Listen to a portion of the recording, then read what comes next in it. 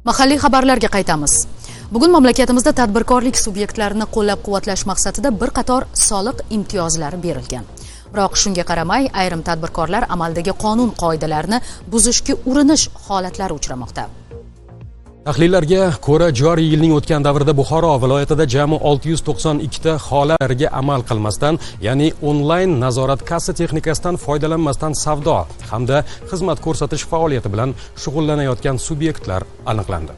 Olib borilayotgan nazorat tadbirlaridan muxbirimiz xabar qiladi. Bugungi kunda qonunga itoatkor va halol daromad topayotgan tadbirkorlar davlatimiz tomonidan har tomonlama qo'llab-quvvatlanmoqda. Bu esa ularning barqaror faoliyat yuritishlarida muhim omil bo'lyapti.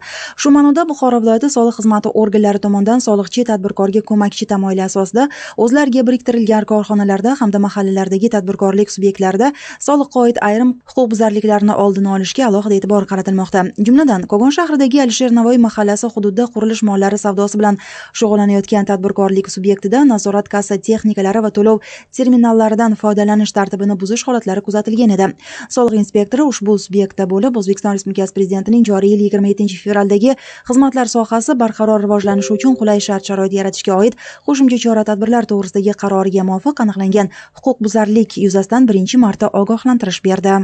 Yana bir holat Kogon shahridagi Temir yo'lchilar mahallasida faoliyat yuritayotgan qurilish tashkilotida mehnat faoliyatini amalga oshirayotgan xodimlar va ish haqi fondini soliq hisobotida aks ettirmaslik bilan bog'liq kamchiliklar bor edi. Shunga qaramay, soliq inspektori ushbu tadbirkorlik subyektida bo'lib, yuqorida ta'kidlanganidek, soliqchi tadbirkorga ko'makchi tamoyili asosida unga rasmiy ogohlantirish berib, amaliy yordam ko'rsatdi. Aka, sizni yordamchi buxgalter bo'lsangiz, aka, hozirda ishlab turgan xodimlaringiz bilan soliq hisobotlaridagi xodimlar bilan farq tafovut chiqadimi? Bo'lishi mumkin. To'g'ri, bo'lishi mumkin. Shu uchun hozir aka sizga O'zbekiston Respublikasi Prezidentining 78-sonli qaroriga asosan sizga rasmiy ogohlantirish berilaman aka. Unga asosan siz 3 kun muddatda xodimlaringizni ish sonini aka hisobotlaringizga qayta hisobot berib, tafovutni yopib, kamchiliklaringizni bartaraf etsangiz aka, sizga hech qanday soliq tekshiruvlari va jarima va moliyaviy jarimalar qo'llanilmaydi. Bir so'z bilan aytganda, bugungi kunda soliq organlari tomonidan tadbirkorlarga xato va kamchiliklarni ko'rsatgan holda ularni bartaraf etishga imkoniyat berilayotgani muhim ahamiyat kasb etmoqda.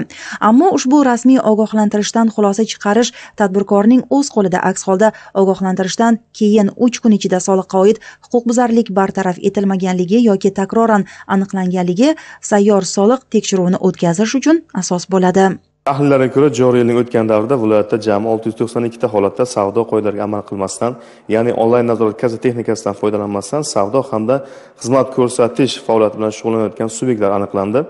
173 ta holatda noqonuniy dori vositalari, tamaki hamda alkogol mahsulotlari savdosi oldi olindi. Olib borilgan tushuntirish va targ'ibot tadbirlari natijasida 726 nafar jismoniy shaxslarning tadbirkorlik subyekti sifatida davlat ro'yxatidan o'tkazilishi va onlayn nazorat kassa mashinalari hamda to'lov terminallari bilan jihozlanishi ta'minlandi.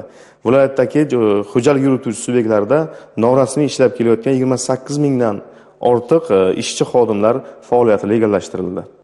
Qayd etish lozim, Buxoro viloyatida soliq idoralari tomonidan yuqoridagi kabi holatlarning oldini olish borasida izchil ishlar davom ettirilmoqda. Bu kun Zilola Xudoyqulova, Davlatbek Kamolov, Buxoro.